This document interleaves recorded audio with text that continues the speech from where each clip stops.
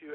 Can you guys give some kind of positive end to all of this madness? Well, I'll explain the 97% DNA. Actually, I did the original research, which you didn't publish, and I generated and built with the government grant 12 machines to generate what's called a morphogenic field. The 97% of DNA is always active. It's called holographic or phonon maser DNA. It's a crystal. Your DNA is a crystal, and it's a two-way street. In other words, epigenesis, thought, ideas, environment, toxins. That signal comes through the cell membranes that act as liquid crystals and send a signal to imprint new information on the DNA. The DNA is like a memory core. So if you think positive thoughts, if you feed your body positive things, if you interact with the environment positively, if you don't pour in toxins, the right genes get switched on, and that there is a form of, you want to call it microevolution, or advancing and imprinting on the DNA of an individual and their subsequent generations that passed on. So the best way to describe it is our 97% of our DNA is what's called the holographic DNA, the DNA that creates new imprints, new information, new structures, new advancements in the organism that's based on not only their physical environment, but their spiritual and their thought environment. Now, this coincides with the age that we're living in and what Miriam Delicado is saying in the time of choice and the real, according to the Mayan calendar, the age of ethics, and the coming in February 2011, the coming age of co-creation, and how we can really split our timeline and go down a different road or a different plane of existence or vibrational level, because we can get in touch with what you're talking about. Yeah, and of course, what I really try to say is that the spiritual realm, which is where our mind exists. Our mind is not a physical thing like the brain. The brain is a chemical computer.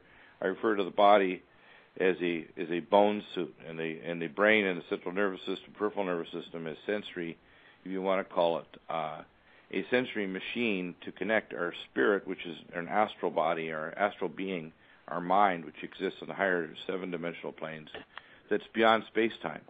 Space-time is the realm in which our physical bodies exist, but not where our spiritual bodies exist. And Aaron, do you have any positive notes to end? We got 4 minutes I think left the most here. important thing that people should remember is, number one, that we get to choose our timeline and future, but we have to know, number one, what kind of a being we are, and that we're made in the image of the Creator God, that we are not alone in the universe, that there is an intervention, but it's dependent on a transformation of our hearts. It's dependent on repentance.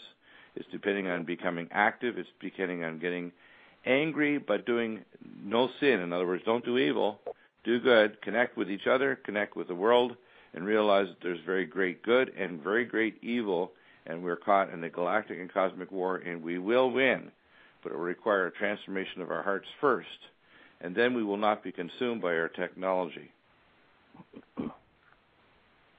Aaron, you want to follow up with that? And I just want to thank you guys both for being on the show. This was extremely awesome, and I wish I had a 2-hour show. Unfortunately, I don't do this for a living, so I love the fact that you guys came on, and I appreciate everything you're doing.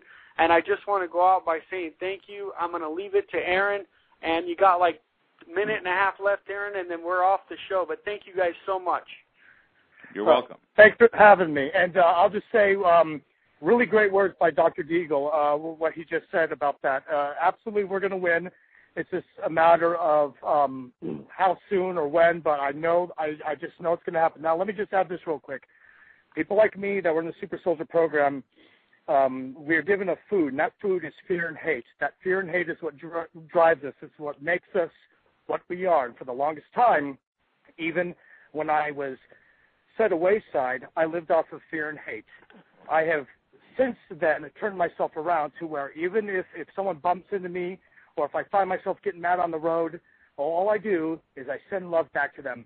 It may not be, whatever. I give good thoughts. I say, you know what, things happen. The most important thing is that as long as you are willing to forgive, even if you don't want to, even if you just practice by saying, you know what, I'm going to forgive tomorrow, I'm going to send out love, keep doing that. Keep spreading that, because it's contagious, everybody. That is contagious. And as long as that happens, it will grow, it will manifest. The collective of consciousness will keep growing, and eventually we will be beyond their control.